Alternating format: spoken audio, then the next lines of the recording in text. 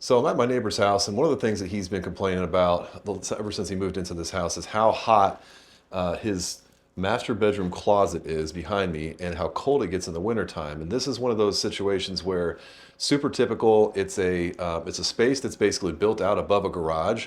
So you see a lot of these full-size rooms that are called bonus rooms that are built out above garages, and they've got walls facing attic space. They've got vaulted ceilings that are really up against the roof deck, and they're usually minimally insulated. So one of the things they're going to take care of today is insulating the knee walls and the cathedral ceilings and sealing off the bottom of this room above his garage. So I'm going to swing this around. So this is the walk-in closet, and then this actually walks directly out to the attic space here.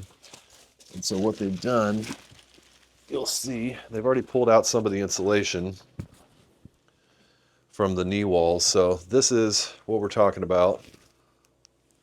This is all attic facing walls. All they had in it before was fiberglass insulation that you see here, and then it was covered with drywall, which is better than nothing. I mean, you have an air barrier with the drywall, but as you can see, it still allows for air leakage to occur through the top plates. So between this spot right here and the drywall, air can move through that connection. They'll get in here and seal the gap between the door that's just got fiberglass stuffed in there. We'll put some caulk in there. And then down here at the bottom, you can see the floor is actually open underneath here to the attic space. So that'll get sealed off as well. So this is what they're doing today. They pulled out all the fiberglass. They'll have all this stuff thrown away by the end of the day. But all these attic facing walls are what we're going to insulate with spray foam. So up to the underside of this is the cathedral ceiling. It's got fiberglass in it. I believe they're supposed to be insulating that with this open cell too. But they'll come down these walls, put 4 inches or so of open cell on the walls, come all the way down, and seal it down to the floor here below. So all the way down into there.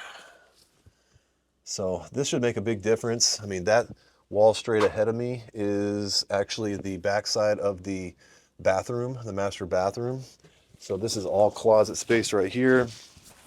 And then it comes all the way around here as well. So 3 sides of this is facing attic space. And that's why it's so hot and uncomfortable in the summertime and cold in the wintertime. But you also got one duct here that was never insulated properly and is actually hanging off the wall. Oh my gosh.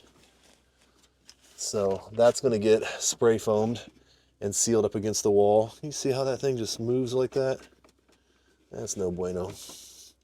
But that gap right there that you see between the duct, so that's allowing heat to leak out of this thing. So this whole boot right here is going to get insulated with spray foam and sealed to the wall along with the rest of the wall here. And then again back here, that wall all the way back there, that is the wall that's on the back side of the master bedroom. So this will all make this area quite a bit more comfortable, and that will be a lot more usable space inside the closet. And then up top, they're gonna put a blow stop across there, insulate the top plate, and then add insulation up there after all the top plates are sealed and everything. So that's what we're working on today. And then tomorrow they're gonna come back and air seal the attic above me, add more fiberglass insulation up there, and I'm going to do a blower door test afterwards and see how much tighter the house is after we get all this work done. So stay tuned. The guys from Louisville Insulation are out here today. They've got the hose coming in from outside through this little gable window right here, and we are up in the attic. So he's got traditional 2-story house, bunch of fiberglass blown up in the attic here. Not even, lots of holes. And what they're going to do is come in and move this insulation back away from where all the holes are, like what we got right here. So this is a chase that's holding a flue pipe from the water heater and from the gas furnace. And so they're going to cap off the top of this opening here with a high temperature material and then fire caulk that shut. And then they should also be coming up here and putting in baffle vents and blow stops around the soffit.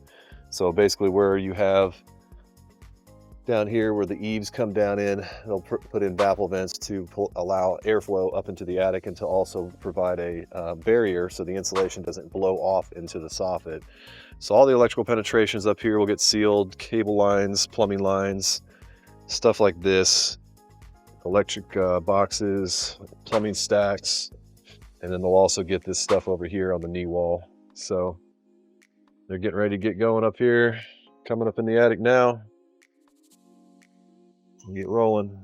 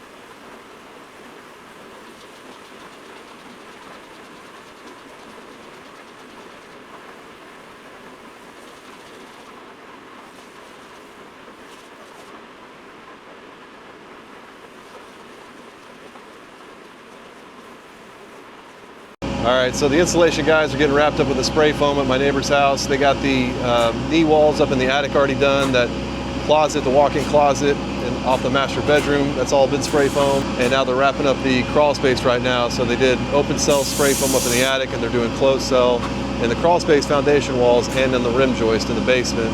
It's looking really good, and I'm excited to see what happens tomorrow when they get all the air sealing done up in the attic below the insulation and add more insulation up there. And then we do the air leakage test to see how much of an improvement they actually made from what was here before, how leaky it was before until now after all the work's been done. So stick with me. They're going to be done soon, and we'll check them out.